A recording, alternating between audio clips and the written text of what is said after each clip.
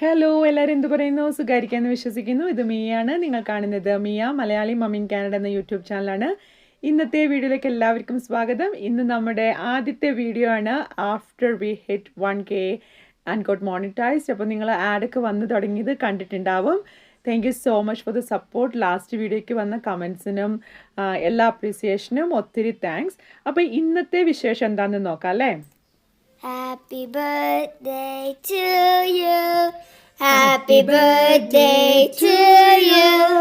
Happy birthday, dear Manu Jackson. Happy birthday to you.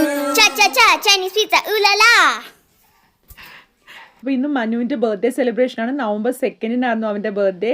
ആ ദിവസമാണ് നമ്മളുടെ ചാനലിൽ 1K ഹിറ്റ് ചെയ്തത്, മോണിറ്റൈസേഷൻ സ്റ്റാർട്ട് ചെയ്ത് ആഡ് വന്നു തുടങ്ങിയതൊക്കെ. അപ്പം ഭയങ്കര എക്സൈറ്റഡ് ആവാനുള്ള സമയം കിട്ടില്ല. എനിക്ക് നല്ല സുഖം ഉണ്ടായിരുന്നില്ല. അപ്പോൾ എൻ്റെ വോയിസിനൊരു ചെറിയ പാളിച്ച ഉണ്ടെങ്കിൽ ഒരു ചെറിയ ത്രോട്ട് ഇറിറ്റേഷൻ ഉള്ളതുകൊണ്ടാണ് കേട്ടോ.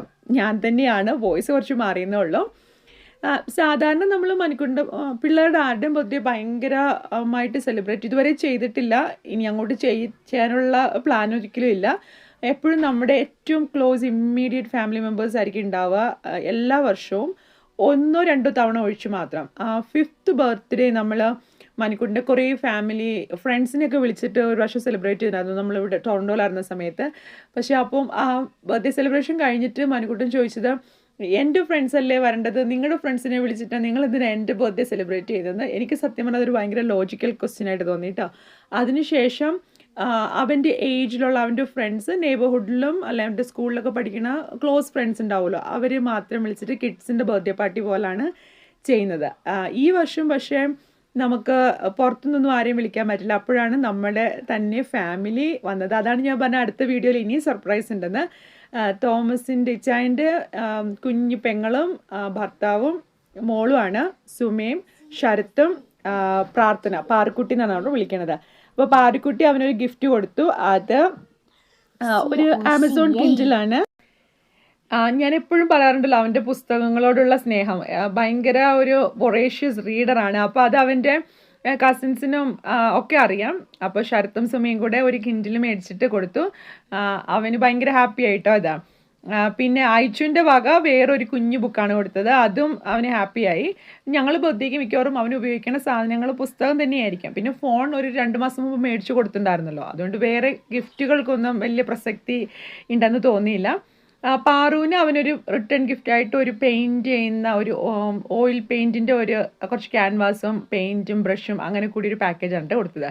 അപ്പം ഞാൻ എല്ലാവരും എന്നോട് ചോദിക്കാറുണ്ട് പുസ്തകം അവൻ വായിക്കുന്ന പുസ്തകങ്ങൾ എങ്ങനത്തെ സ്റ്റൈലാണ്. ഇപ്പോൾ അവൻ വായിക്കുന്നത് ഗ്രീക്ക് മിത്തോളജിയുടെ റിലേറ്റഡ് ആയിട്ടുള്ള കുറേ ഇങ്ങനെ ഒരു ഫിക്ഷൻ സീരീസാണ് വായിച്ചുകൊണ്ടിരിക്കുന്നത്.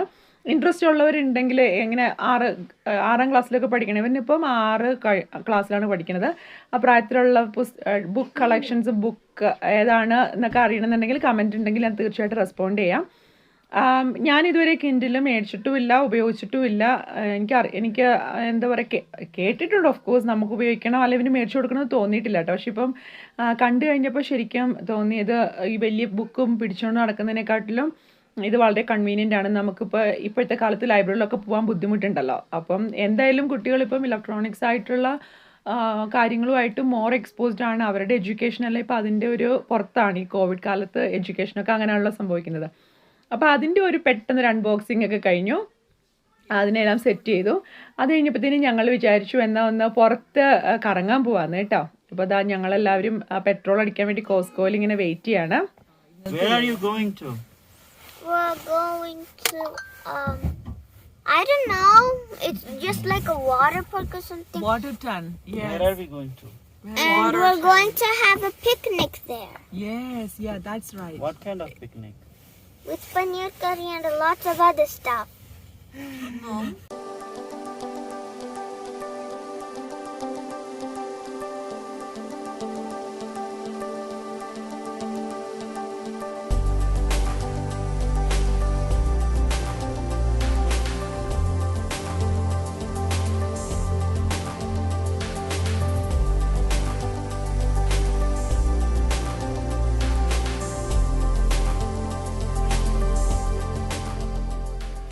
അപ്പം ഞങ്ങൾ അങ്ങോട്ടുള്ള ഒരു ഡ്രൈവിലാണ്.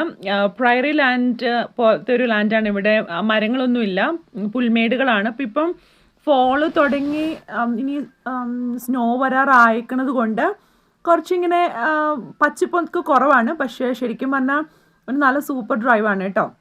അപ്പം നമ്മളാ കാണുന്ന മലകളുണ്ടല്ലോ, അവിടോട്ടാണ് നമ്മൾ എയിം ചെയ്യുന്നത് ആക്ച്വലി. കഴിഞ്ഞൊരു ദിവസം ഇവിടെ സ്നോ പെയ്ത് ഞാൻ കുറച്ച് പിക്ചേഴ്സ് കാണിച്ചിട്ടുണ്ടായിരുന്നില്ലേ, വീഡിയോ. അത് കഴിഞ്ഞ് പെട്ടെന്ന് തന്നെ ടെമ്പറേച്ചർ ഒരു 17-18 ഡിഗ്രി ആയി, ടെമ്പറേച്ചറൊക്കെ കൂടി. ഇനിയിപ്പം അടുത്ത ആഴ്ച മഞ്ഞ് പെയ്യും തോന്നുന്നു. അപ്പം ഞാനത് വ്ളോഗ് ചെയ്യണമെന്ന് വിചാരിച്ചപ്പോൾ മഞ്ഞെല്ലാം പോയി കേട്ടോ. അപ്പോൾ അവിടെ ചെന്നപ്പോഴത്തേക്കിന് നല്ല കാറ്റ് തണുപ്പുണ്ടായിരുന്നു. പക്ഷേ ശരിക്കും പറഞ്ഞാൽ നല്ല സീനറി, കുറച്ച് ഫോട്ടോസും കുറച്ച് വ്ളോഗൊക്കെ എടുത്തു. അപ്പം നമുക്കിപ്പോൾ ഒഫീഷ്യൽ ക്യാമറമാനും ക്യാമറ വുമനൊക്കെ ഉണ്ട്, അതുകൊണ്ട് കുഴപ്പമില്ല, നമുക്ക് നല്ല രസം അങ്ങനെ പോകാമെന്ന് വെച്ചു. അപ്പം നിങ്ങൾ ഈ മോണ്ടാഷൊക്കെ കാണുന്ന സമയത്ത് ഞങ്ങൾ ട്രക്കിങ്ങിനൊക്കെ പ്രിപ്പയർ ചെയ്തിട്ട് വരട്ടെ കേട്ടോ.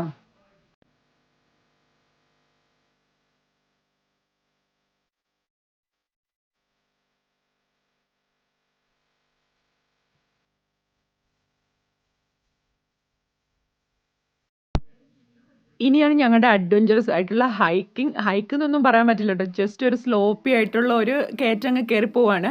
പക്ഷേ ഏറ്റവും വലിയ ഫൺ എന്ന് പറഞ്ഞാൽ ഞാൻ ഇട്ടിരിക്കുന്ന ഷൂസ് വേറെ ഒരു ക്യാൻവാസ് ഷൂസ് ആയതുകൊണ്ട് ശരിക്കും കുറച്ചങ്ങ് കയറി കഴിഞ്ഞപ്പോഴത്തേന് തെന്നി ഒരു സ്റ്റെപ്പ് ഫ്രണ്ടിലോട്ട് എടുക്കുമ്പോൾ 2 സ്റ്റെപ്പ് പുറകിലോട്ട് വീഴും എന്നുള്ള പോലെ തന്നെ. അപ്പോൾ പിള്ളേരിങ്ങനെ കൂളായിട്ട് കയറിപ്പോണ്ട്.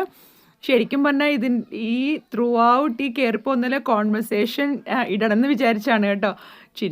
ശരിക്കും ഞങ്ങൾ ചിരിച്ച് മരിച്ചു. ഞാൻ ആ പുല്ലിലൊക്കെ പിടിച്ചിട്ടാണ് കയറുന്നത്. ശരിക്കും എനിക്കിപ്പോൾ ഓർക്കുമ്പോൾ തന്നെ ചിരി വരുന്നു. പുല്ലിൽ പിടിച്ചിട്ട് കാര്യമൊന്നുമില്ല, വീഴുമെന്നറിയാം.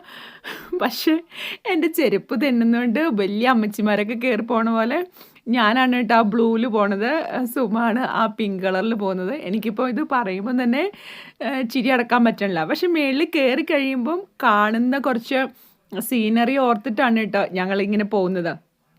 അപ്പോൾ ഇന്നത്തെ വ്ളോഗ് ശരിക്കും പറഞ്ഞാൽ ഞങ്ങളുടെ ഒരു ഫൺ ഡേയും ഇമ്മാനുക്കുട്ടൻ്റെ ബർത്ത്ഡേ ഒക്കെ ഒന്ന് നിങ്ങളുടെ ഒപ്പം സെലിബ്രേറ്റ് ചെയ്യാൻ വേണ്ടി ഇട്ടേക്കണ ഒരു വ്ളോഗാണ്, പക്ക വ്ളോഗാണ്. ഞാനിവിടെ നമ്മുടെ ടിപ്പിക്കലായിട്ടുള്ള മം ലൈഫോ നമ്മുടെ ടിപ്സോ ട്രിക്സോ അങ്ങനത്തെ കാര്യങ്ങളൊന്നും ഷെയർ ചെയ്യണമെന്ന് ഉദ്ദേശിച്ചിട്ടുമില്ല. എപ്പോഴും നമ്മളിങ്ങനെ ഭയങ്കര സീരിയസ് ആയിട്ടിരുന്ന് കഴിഞ്ഞാൽ എനിക്ക് തോന്നി ആളുകൾക്കൊക്കെ ഒരു മിസ്കൺസെപ്ഷൻ ഉണ്ട്, ഞാൻ ഭയങ്കര പെർഫെക്റ്റ് ആണ്, എല്ലാ കാര്യങ്ങളും വളരെ ഓർഗനൈസ്ഡ് ആയിട്ട് ചെയ്യുന്ന ഭയങ്കര സീരിയസ് ആയിട്ടുള്ള ആളാണ്. അങ്ങനെയൊന്നും ഇല്ല കേട്ടോ. ഞാൻ ഭയങ്കര ശരിക്കും ഫൺ ലവിങ് ആയിട്ടുള്ള ആളാണ്. എപ്പോഴും ഇങ്ങനെ വാടച്ചിരിക്കുകയില്ല, എപ്പോഴും വർത്താനം പറഞ്ഞ് ചിരിച്ച് അങ്ങനെയൊക്കെ ഉള്ള ആളാണ്. കാരണം ഇപ്പോൾ എന്നെ അറിയാവുന്ന കുറേ പേരൊക്കെ വീഡിയോ കണ്ട് തുടങ്ങിയിട്ടുണ്ട്. ഞാൻ എൻ്റെ ബെസ്റ്റ് ഫ്രണ്ട്സ് ആയിട്ടുള്ളവരോടൊക്കെ പതുക്കെ പറഞ്ഞു തുടങ്ങിയിട്ടുണ്ട്. ഇപ്പം മുന്നേ എനിക്ക് അത്ര ഒരു ചമ്മലുണ്ടായിരുന്നു കേട്ടോ, നമ്മുടെ ചാനൽ എങ്ങനെ പോകണമെന്നൊന്നും അറിയാത്തതുകൊണ്ട്. അതുകൊണ്ട് ആരോടും പറഞ്ഞിട്ടില്ല.